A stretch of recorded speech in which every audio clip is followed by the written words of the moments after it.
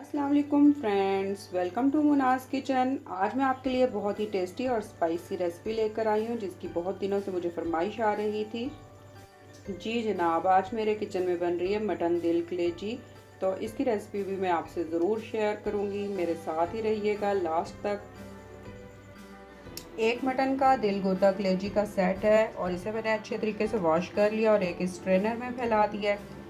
3 medium size की प्याज हैं, वो मैंने इस तरह से स्लाइस में काट ली हैं। 2 से 3 मीडियम साइज़ के टमाटर हैं, इस तरीके से ये इस्तेमाल करूँगी।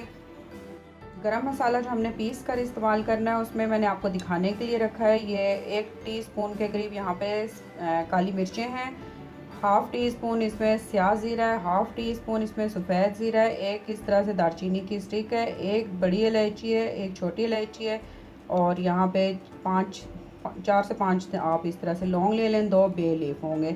तो बे लीफ को छोड़ के बाकी इन तमाम चीज़ों को अच्छे तरीके से मैं पीस लेती हूँ। 1 टेबलस्पून पिसी हुई मिर्च है, 1 टेबलस्पून धनिया पाउडर है, 1 टेबलस्पून यहाँ पे हल्दी पाउडर है, एक पूरा देसी लहसुन है और इस तरह का अदरक का पीस है। इन दोनों तकरीबन पेस्ट बनाकर 1 टेबलस्पून बन जाए। 2 सब्ज़ मिर्चें हैं, थोड़ी सी अदरक है और सब्ज़ धनिया है और 1 लेमन है, ये गार्निशिंग में हम इस्तेमाल करेंगे। 1 टेबलस्पून नमक है, ये पिंक सॉल्ट है मेरे पास, तो यहाँ पे ये नमक 1 टेबलस्पून में डालूँगी। पैन में हाफ़ कप के करीब ऑयल लिया है और इसे मैं गरम कर रही हूँ और इसमें हम प्याज डाल देते हैं। बिस्मिल्लाहिर्रहमानिर्रहीम। प्याज को हमने हल्का सा गोल्डन कर लेना है। तेज़ पत्ते जो हैं ये भी मैं साथ में ही प्याज के साथ ही डाल देती हूँ और इसे हम हल्का सा गोल्डन करने तक पकाएंगे।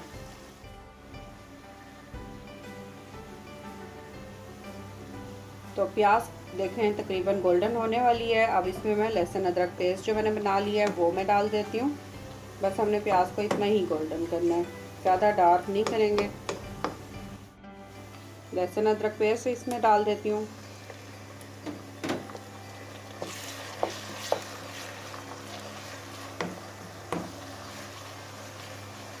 बस इसको तकरीबन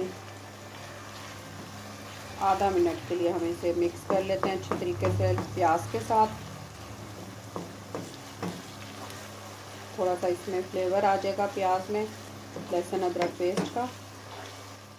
और साथ ही मैं ये तमाम स्पाइसेस भी डाल देती हूँ। गरम मसाला जो मैंने पीस लिया था, आधा गरम मसाला मैंने अभी डाला है और आधा मैं लास्ट में डालूँगी और इन्हें अच्छी तरह से हम मिक्स कर लेते हैं।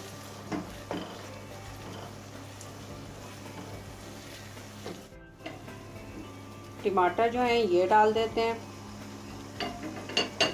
और इन्हें अच्छे तरीके से हम मसाले में मिक्स कर लेते हैं।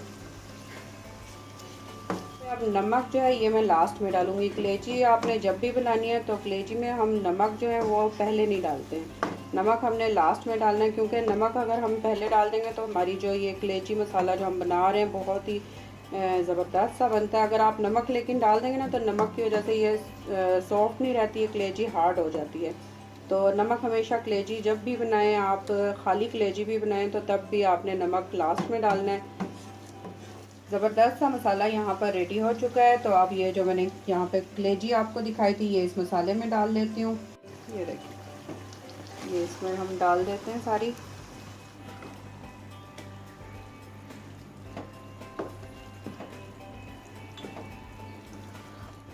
अच्छे तरीके से हम इसे मसाले में मिक्स कर लेते हैं और इसमें मैं पानी अब शामिल कर देती हूँ।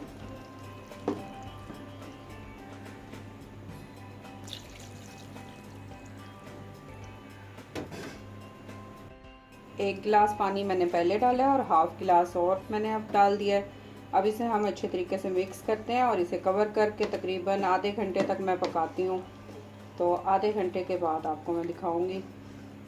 ज़रूर इस तरीके से बनाएं, मसाला भी होगा इसमें। कलेजी अक्सर बनाई जाती है घरों में लेकिन उसमें मसाला नहीं मिलता। रोटी के साथ हम खाते हैं, नान के साथ हम खाते हैं अक्सर, और चावलों के साथ भी बहुत से घरों में खाई जाती है। अगर मसाला नहीं होगा तो वो टेस्टी नहीं लगती है। मसाले के बगैर जो है वो बच्चे भी नहीं खाते हैं और बड़े भी नहीं खाते हैं शौक़ से। تو اس طریقے سے آپ بنائیں، اس میں آپ کو مزیدار سا گاڑھا گاڑھا سا مسالہ بھی ملے گا اور ٹیسٹی ہوگی، بہت ہی ٹیسٹی بنتی ہے اس طریقے سے۔ تو کلیجی میں بوائل آ چکا ہے، اب ہم اسے 30 منٹس کے لیے کور کر کے اسے پکائیں گے۔ تو کلیجی کو بنتے ہوئے یہاں پہ 30 منٹس ہو چکے ہیں۔ 30 منٹس پہ میں نے یہاں پر چیک کیا تھا، تھوڑی سی کلیجی میں کسر تھی، تو میں نے یہاں پہ 1 کپ کے قریب پانی کو اچھے طریقے سے گرم کیا اور وہ اس میں شامل کر دیا۔ تو مزید اس کو میں 10 منٹ تک پکنے کے لیے میں نے یہاں پہ رکھا ہوا ہے۔ تو آئیے اب چیک کر کے دیکھتے ہیں کہ کلیجی ہماری سافٹ ہوئی ہے یا نہیں۔ تو یہ دیکھیے یہاں پہ کلیجی جو ہے سافٹ ہو چکی ہے ہماری تقریباً، اور پانی بھی خشک ہونے والا ہے، مسالہ جو ہے وہ بالکل ریڈی ہو چکا ہے۔ تو اس کی 2 منٹ تک اب یہاں پہ میں مزید بھنائی کر لیتی ہوں۔ اگر آپ پریشر کوکر میں اسے بنائیں گے تو پریشر کوکر میں آپ نے تقریباً 1 گلاس کے قریب پانی ڈالنا ہے، اور اسے آپ نے 10 سے 15 منٹ تک آپ نے پریشر کوکر میں بنانا ہے۔ اور جب سیٹی ہو جائے، 1 سیٹی آ جائے، تو اس کے بعد آپ ٹائم نوٹ کیا کریں۔ بڑے جانور کی اگر کلیجی ہوتی ہے تو وہ تھوڑا سا ٹائم لیتی ہے گلنے میں۔ یہاں پہ یہ جو ہے میرے پاس یہ تھوڑا چھوٹا جانور تھا، اس لیے یہ جلدی گل گئی ہے۔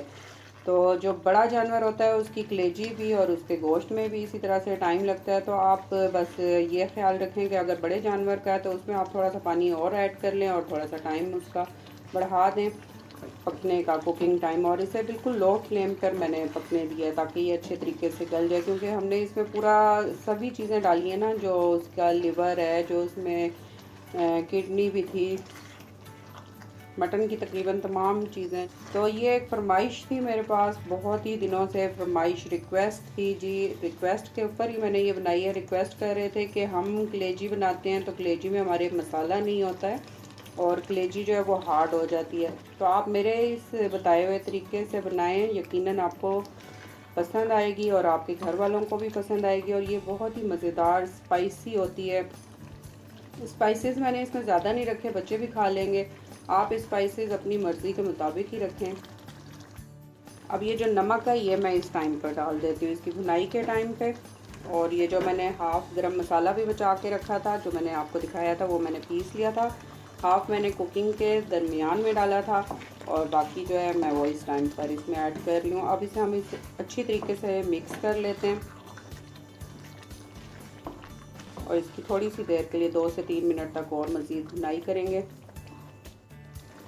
آپ کو میری ویڈیو پسند آئے تو میرے چینل مناز کچن کو ضرور سبسکرائب کریں، اور ساتھ میں جو بیل آئیکن کا بٹن ہے اسے ضرور پریس کریں۔ اگر آپ یہ پریس کریں گے تو سب سے پہلے میری نئی آنے والی ویڈیو سب سے پہلے آپ کو دیکھنے کو ملیں گی، اور یہ بالکل فری ہے۔ تو تھوڑی سی اس میں جو جنجر میں نے آپ کو بتائی تھی وہ اس میں ایڈ کر لیتی ہوں،